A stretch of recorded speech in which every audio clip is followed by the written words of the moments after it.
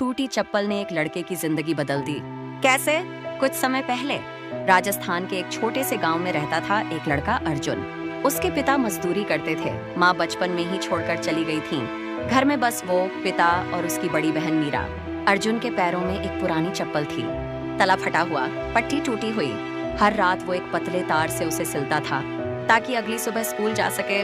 School में बच्चे उसे टूटी चप्पल बुलाते थे, हंसते थे। एक दिन क्लास में एक लड़के ने उसकी चप्पल उठाकर खिड़की से बाहर फेंक दी। पूरी क्लास में ठहाके गूंजे।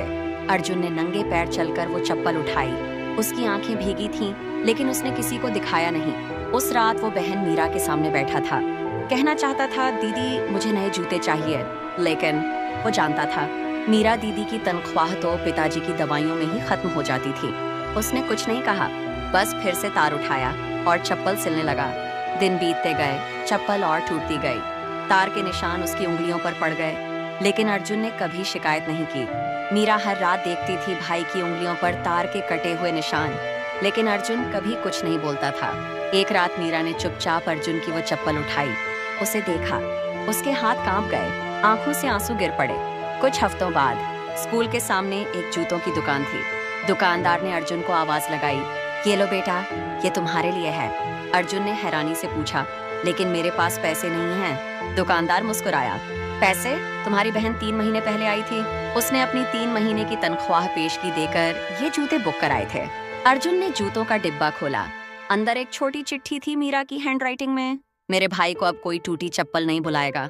उसके घुटने जमीन पर टिक गए, सीने में एक हुक उठी और उसकी आंखों से वो आंसू बहे जो उसने महीनों से रोके हुए थे।